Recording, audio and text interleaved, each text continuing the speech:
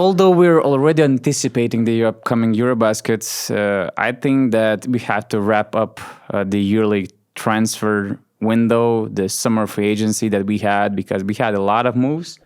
But I excluded just some quite surprising moves, bold moves, big moves that maybe we couldn't anticipate. So we're going to make a tier list of the most surprising EuroLeague moves in summer 2025. And let's start with I would say one of the biggest surprises to me personally. Lonnie Walker going to Maccabi Tel Aviv on a 3-year, $10 million gross contract. That's insane. Yeah. But it's still like, if you take net money, it's not like in the NBA, it's not 50%. Yeah. It's still big amount. Okay. I definitely did not expect Lonnie signing and without an NBA out during the season, right? He actually has an NBA out until August 1st this year. Yeah, but in season. Exactly. Only each summer. Okay, so yeah, that's definitely surprising. And to me, surprising that he signed with Maccabi, who we are not really sure how the roster is going to look like. I think they're one of the few teams that lack the most players in their roster because of the uncertainty surrounding the team. So definitely Lonnie signing with Maccabi and not, let's say, Real Madrid or some other giant in the EuroLeague definitely surprises me. I would put it in A tier. To me, it's S tier, to be honest with you, because I don't see a reason why it's not an S tier. Okay. Because he's a high-profile player. Yeah. I mean, he could improve every team, and not just Maccabi. I think that he could have improved Real Madrid like crazy. I think it was a great fit for them to improve their roster for another title run. He could have improved any team, like Red Star, Fenerbahce, you name it.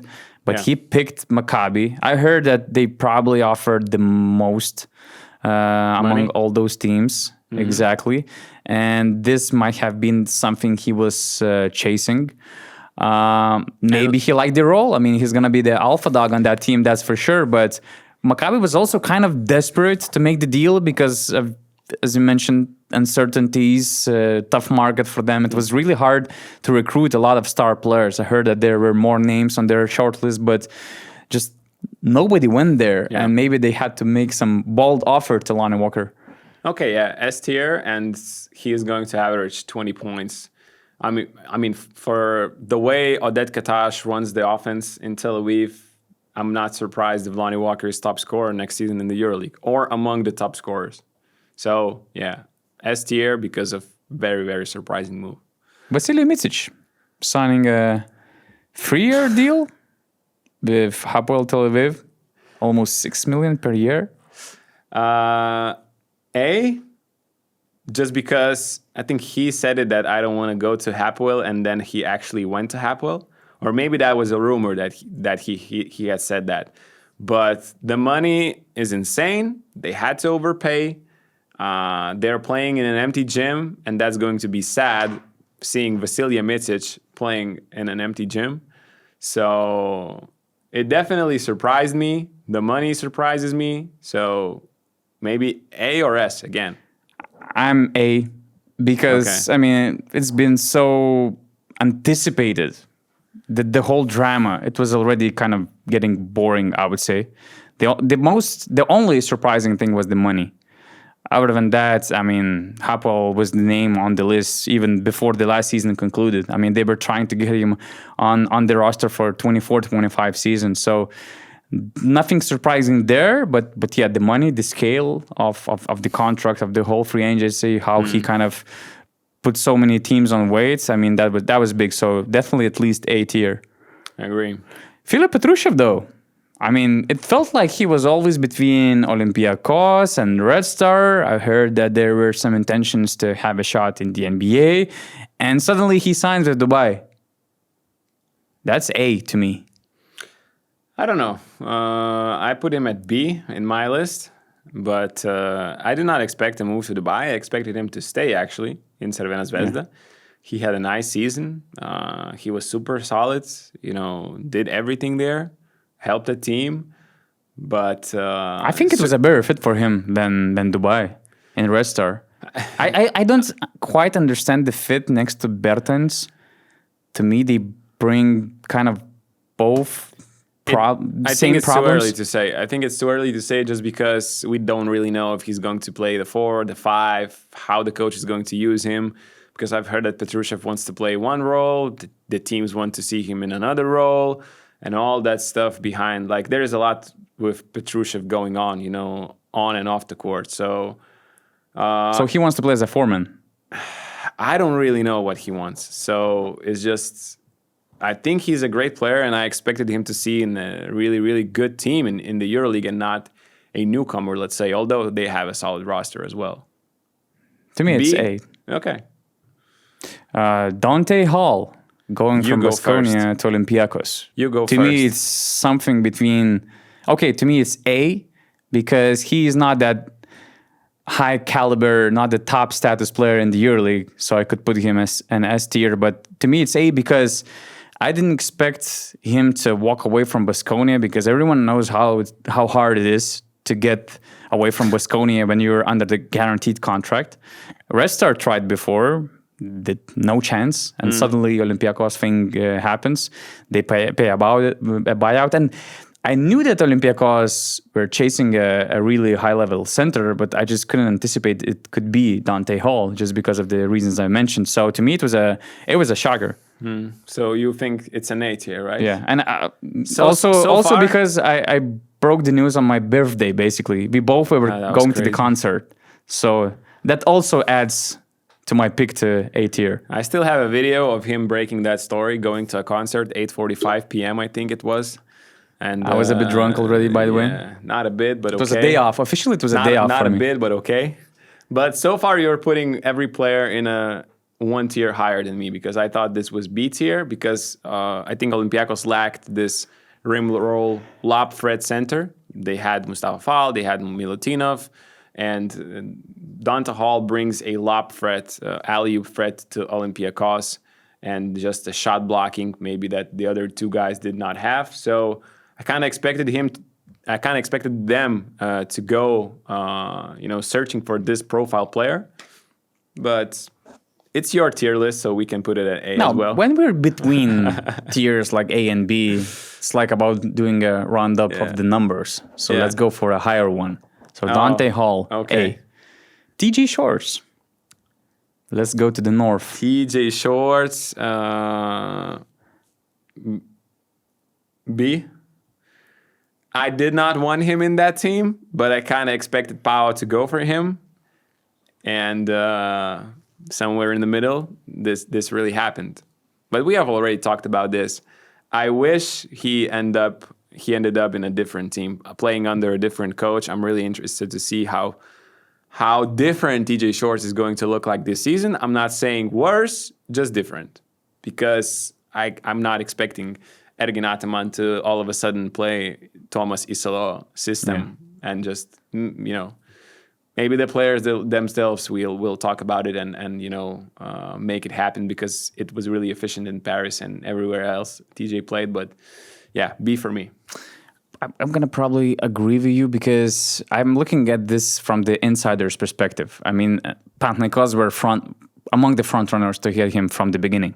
So, and since it's been happening for a few months, the deal was closed during the Final Four, basically. I mean, now it's hard to make TJ surprise us with this move. So probably B is the correct one. Carson Edwards to Virtus Bologna. Hey, let's. Oh wait, yeah, I thought no. Carson Edwards to Bologna, definitely S tier. I did not see that happening. EuroLeague first team, and you're going to a worse team than you played last season. That was strange. I don't know what happened there, but I did not expect him to end up in Virtus Bologna, who I expect, looking at the rosters right now, maybe it's going to be different, but I expect Virtus to be really low on the standings in this next EuroLeague season. I was also expecting him to join a, let's say, Final Four contender. So to see him going down to Virtus was surprising. But at the same time... What happened there? When you look at the... Okay, now everything's on the screen. But when you look at the EuroLeague teams, I mean, if you bring Carson Edwards, it means you have to give the keys of the team to Carson Edwards, right? So let's say if you're FS, do you see them playing him next to Shane Larkin? No, definitely not. Olympiacos, they have Evan Fournier, Keenan Evans. Probably not, right? Panathinaikos, they're packed already in that position. Fener, I'm not sure. Under Sharas, maybe. But I mean, next to a taller guard. even though it feels natural that he was supposed to join a Final Four team, like I know, Monaco, a lot of teams were stacked in that position. And I believe that Carson Edwards, his caliber player, was requiring kind of a star contract on all of those teams. But he's not getting a star contract in Virtus Bologna. Did you hear the money amount there? It's not a star contract comparing to the in today's EuroLeague, no. No, it's not a star contract, right? But it's quite a big contract. How much is that? I heard it's about 1.8, 1.9. Okay. I saw that I many trust people your were trying sources. to downplay the salary. Yeah. But I just really doubt that he could go lower than that. And at least that's what my sources are telling me. Okay. That the middle should be around 1.8. But yeah, what is this? I would put him at A, but again, We are rounding up to higher numbers. exactly. So he's S tier for sure. Jabari Parker from Barca, from a guaranteed contract for one more season, going to Partizan. S don't tier know. to me. I didn't expect that. S tier? I didn't expect that coming. Really. Wow. From peace in Barcelona, I thought that he found himself over there. He enjoyed just playing basketball. He enjoyed going with the subway to the city center. Nobody was bothering him. From that peaceful, you're losing. Are you sure you're not quoting Kevin Punter? You're losing. You're losing in Spain. You're losing the EuroLeague playoffs. There's no tragedy. You can still continue living your normal life in He Barcelona. wanted more pressure. And now he goes to Partizan, the opposite of the peace you had. Hey, To me, it's shocking. 2 seasons of this calm, getting back to his best Jabari Parker shape in Barcelona. Now you're getting to Partizan, who needed a power forward, and you're playing next to that crowd. I don't know. I put him in a C or F tier because Partizan What? just filled a need. Partizan needed a power forward. And They just filled a need with the player who was under the contract, and they paid him over 2 million euros per season. well, I didn't know that. And you're telling me about C or F? Come on. I don't know. It didn't surprise me that much. But a buyout and a 2 million contract, that is new information to me. It has to be at least I somehow A. missed that. So, okay, yeah. It has to be at least A. By the way, I love the fit. I like the fit. I'm not sure about the amount of the contract, but fit-wise, Not sure about the amount of contract. You could say that about every probably guy on sorry this guys, list because I'm of- happy all of this these guys summer. got paid. Yeah, exactly. But I just cannot use today's yearly contracts. It will take some time, like with the CBA and the NBA. Exactly. It will take some time. So Just it's go A. on, whatever. Jabari. Chima Moneke going to Red Star. Chima Moneke going to Red Star, not that surprising. It's been rumored for, Chima going to one team in Greece or in Serbia has been rumored since, I don't know when, last summer. So it's not that surprising to me. I remember from the beginning of the market, I heard that it might be between Hapoel Tel Aviv and Red Star. Yeah. So as you mentioned, from the market perspective, it wasn't surprising. But at the same time, when I saw the news about Semi Ojeleye, when Petrushev question was still in the air, I thought that where are you gonna fit Moneke? They already have Kalinic, Ojeleye, Petrushev. So him signing there, still, it's a bold move. Yeah. And I would put him somewhere between A and B probably.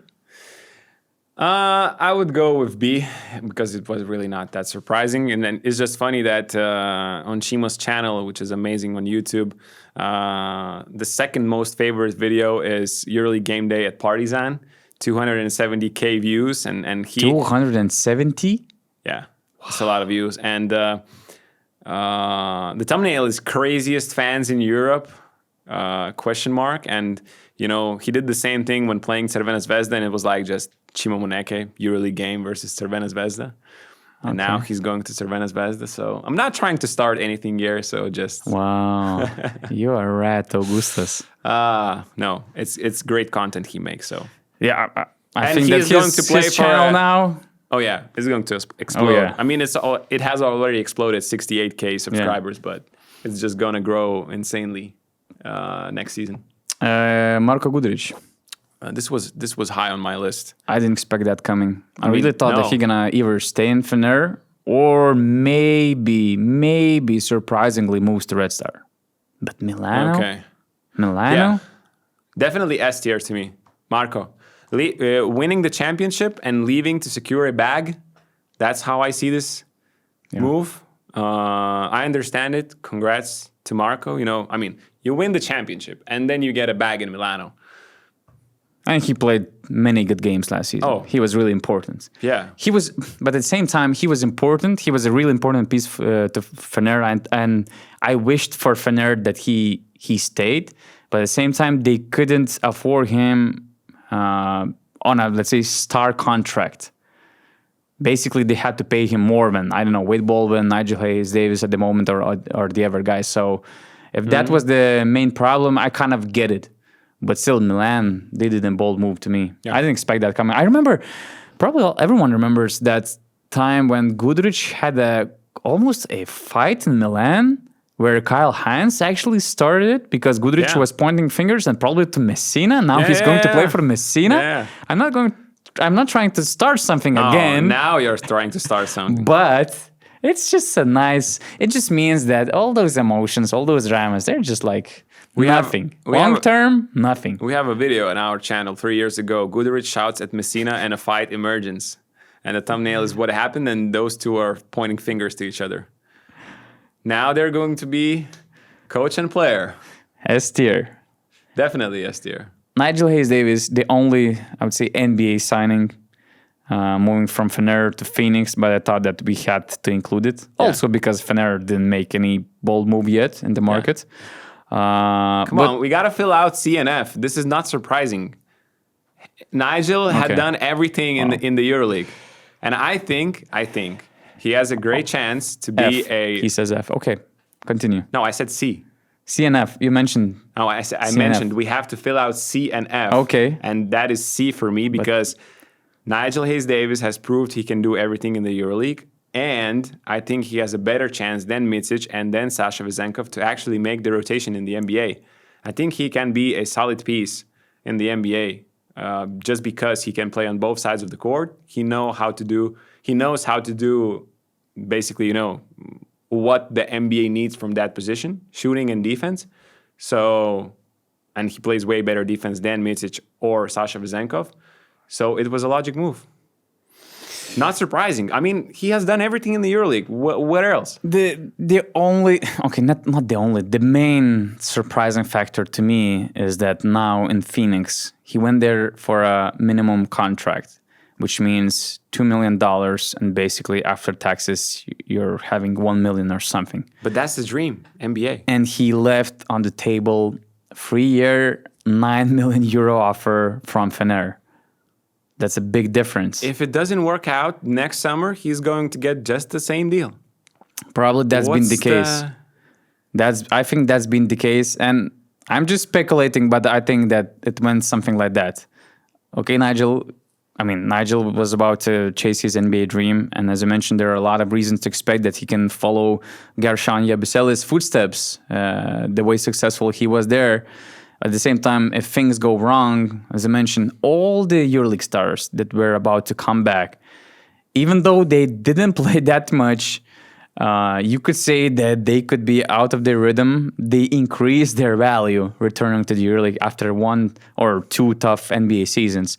And there, you also have a new player in the market in Bulgaria at the moment, but let's say in Tel Aviv, with your former coach and with a lot of money in the owner's bank account to offer you some crazy contract in case you think about returning to Europe. So, but still, I mean, at some point, I really thought that Fener are gonna keep him just because of the contract that I mentioned to you, and there was some confidence that he's going to stay. So I think that he surprised a lot of people in Fener as well. So that's why I'm putting him at B.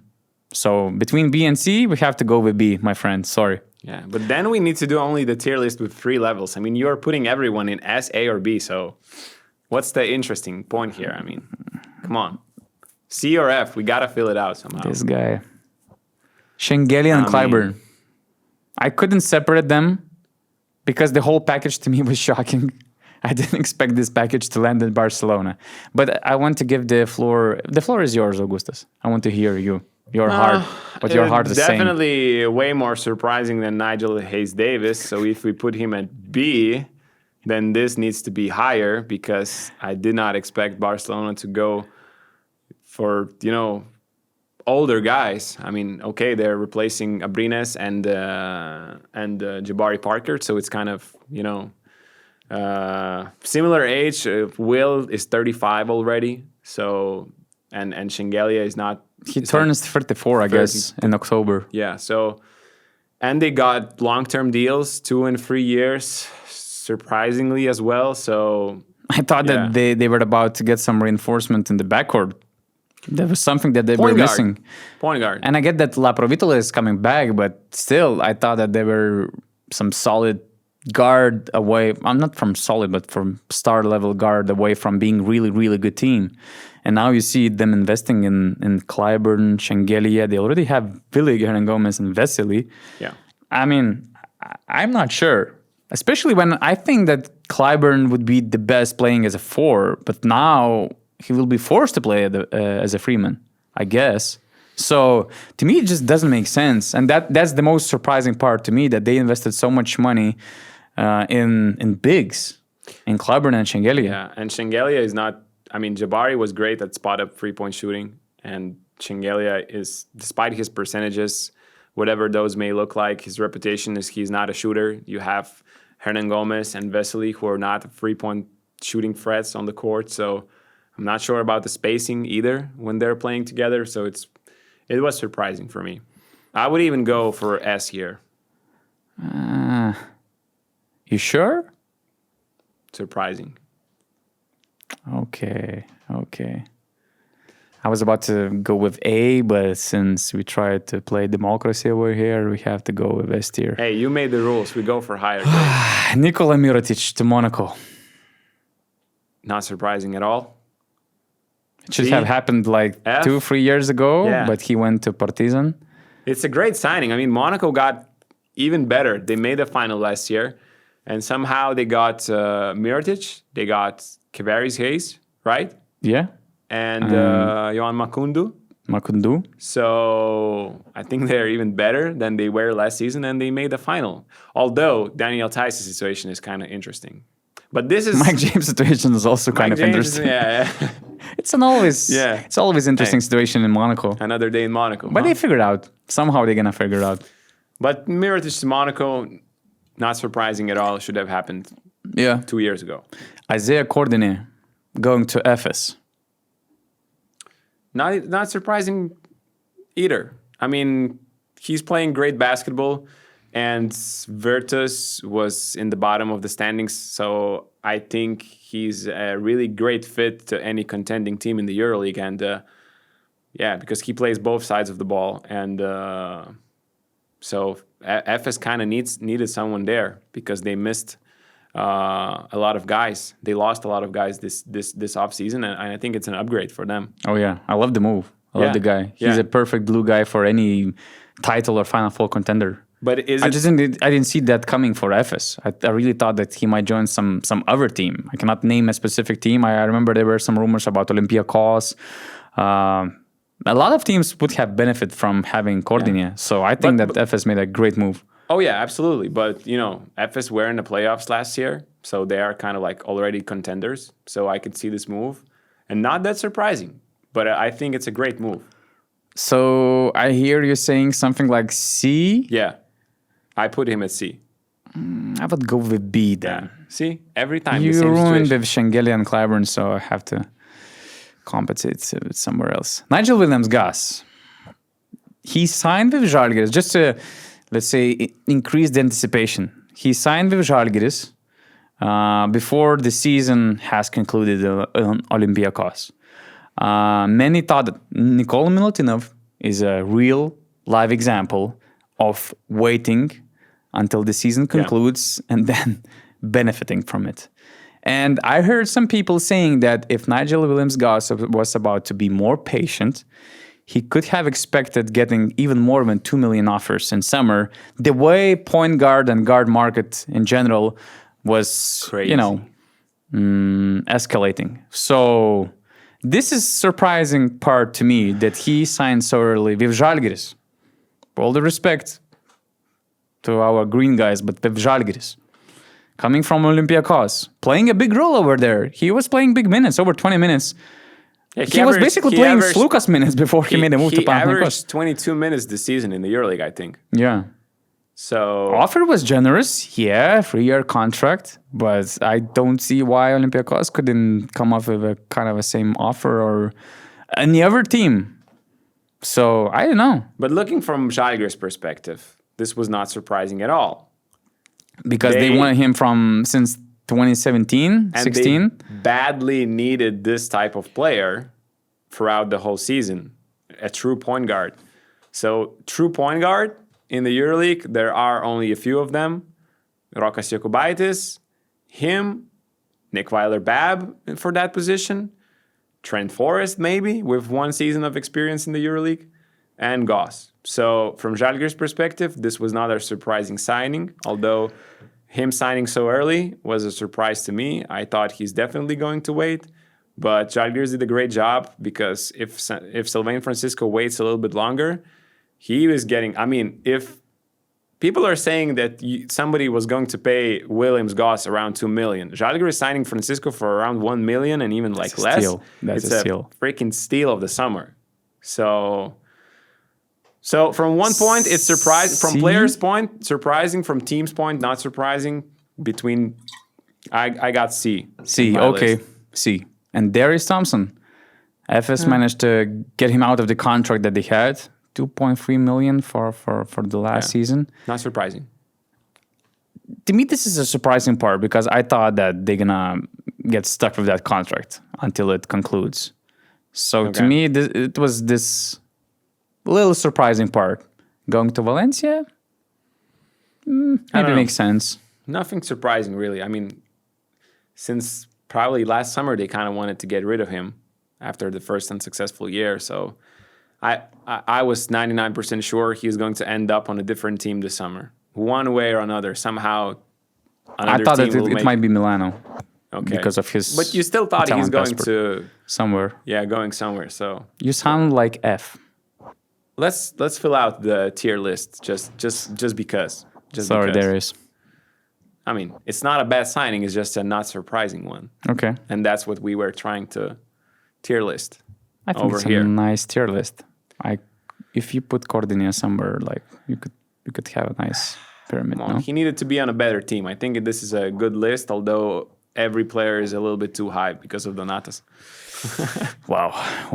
But we had a lot of surprising moves, but just one reminder, although we're about to have some rest from the free agents in the EuroLeague, let's not forget that Jedi Osman and Evan Fournier were bought in the beginning of September last year. So do not relax. We might still have some bold moves in the EuroLeague.